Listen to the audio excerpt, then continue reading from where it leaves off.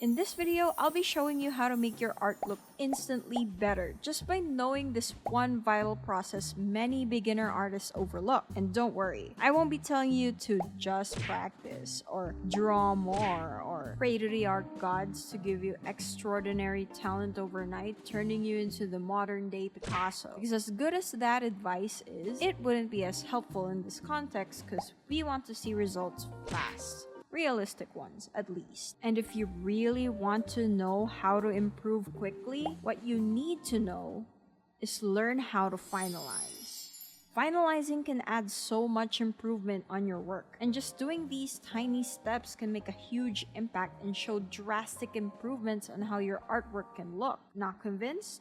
Here's some of my examples on how finalizing improved my work significantly. From this to this, and this to this. See what I mean? And the best part? These techniques are super easy. Anyone, especially beginners, can do them and apply it to their art, even for existing art you have now. And of course, there's no practice needed.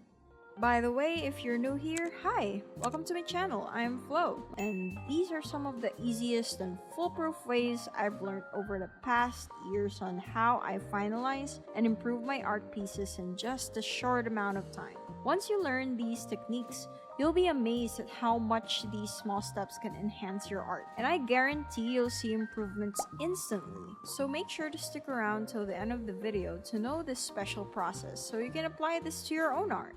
You ready? Okay, let's start. For this tutorial, I decided to draw a fan art of Snow White because my YouTube timeline's been bombarding me with reviews on the Disney remake, so why not? I'll be doing the process until finalizing so I can show you how to properly finalize the piece.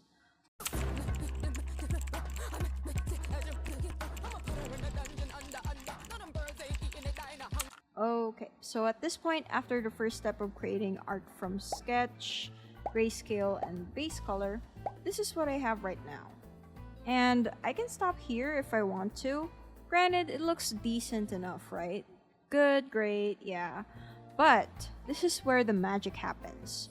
Finalizing. So the first step, well, not really a step, but the first process I'd like to do is do some revisions. Like literal revisions. Checking what you think works and doesn't work. At this stage, it's a lot easier to do this by zooming in and out of your canvas and flipping horizontally to see any flaws you notice. And if I notice one, the first thing I'll do would be to grab the Liquify tool and to push around anything in the piece that I want fixed. The Liquify tool is awesome because it's a lot easier to edit certain parts without having to redraw everything. And using this at the finalizing stage really helps to make a drastic improvement to your art. But it doesn't just end in using the Liquify tool. At this stage, you can add more detail, remove some details if needed, or just do a little bit of trial and error to see what works. Over here, I just felt like the ear looks a bit weird, and I can just re-render it, but sometimes I like to get a bit creative and just slap a bit of hair there so I don't have to bother. Perfect.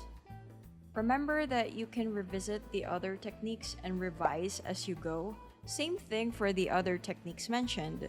Just do what you think feels right. We're going for the feels on this one, since it's only a short video. Alright, on to the second one. Textures. We need to make this more interesting. But how do we do that? Texture. You can get basically any open source textures and patterns on the internet. A site I use for getting free open source stuff is FreePic. Not sponsored, by the way. It's where I get most of the textures and patterns I use for my art. Once you've chosen your texture or pattern, you can just place it on the clothes of your character and just use the layer blending modes, overlay, or multiply. More about that in the next technique. Now we can use these textures to overlay on your character's clothes or any part, depending on what you want. For example, if you want it to look more velvety, like I'm doing here, I went ahead and looked for a velvet texture to put on her dress and her ribbon. Of course, it's not that noticeable, but For me, it adds a little bit more extra detail to it. Using patterns and textures make it so much easier than having to do everything yourself. Remember, it's okay to take shortcuts. And now I'll just continue revising the piece, adjusting small kinks and details that I think needs correcting, and I'll get back to the next technique once done. Alright, cueing speed paint. Because if I don't do that, you'll be watching me way too long and probably click off the video. But please don't click off. I really want YouTube to work. But hey, if you're this far ahead, why not subscribe and hit the like button down below? And since you're already there, click on the notification bell too, of course. Thanks.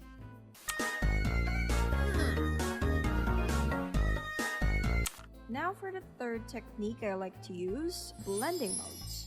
I'll tell you a great way to incorporate blending modes in a way that doesn't overpower your entire canvas.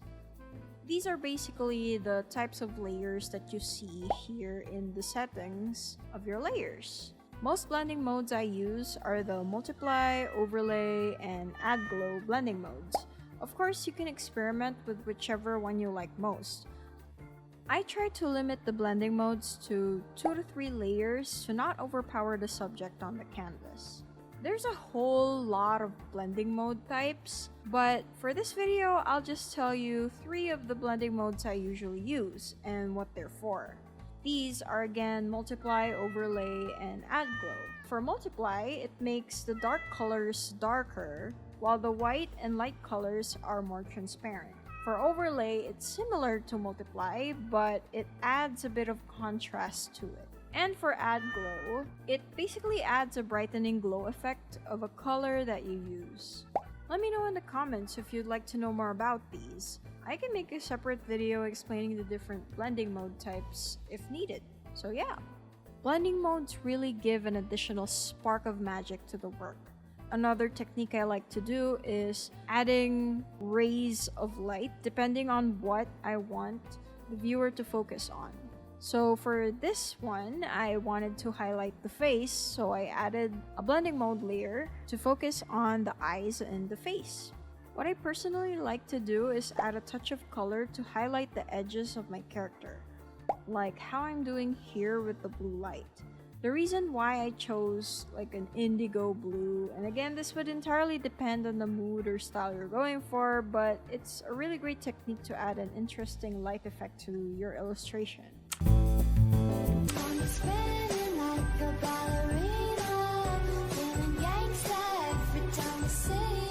I just love to add with blending modes are these tiny sparks that I put all around the piece, adding some motion blur to it, and it makes it more ethereal. Again, it's all up to you. You can literally do anything with blending modes. At this point, it's already showing such a huge difference. But I have another technique I like to use, and that is the cinematic frame. All you gotta do is choose a dark purple color or a darker color overall for the background, like so. I'm turning down the opacity, erase the middle with a fluffy brush, and voila! This simple effect makes it look so polished, and I always use this in most of my works. Well, depending on the background, this effect looks better in darker backgrounds overall. But feel free to experiment with anything, honestly. Just have fun with it.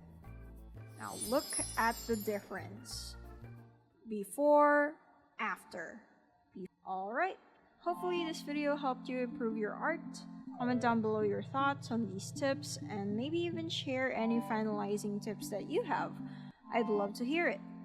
Thank you so much for watching. If you enjoyed it, please don't forget to click on the like button and subscribe for more videos from me. Okay, bye!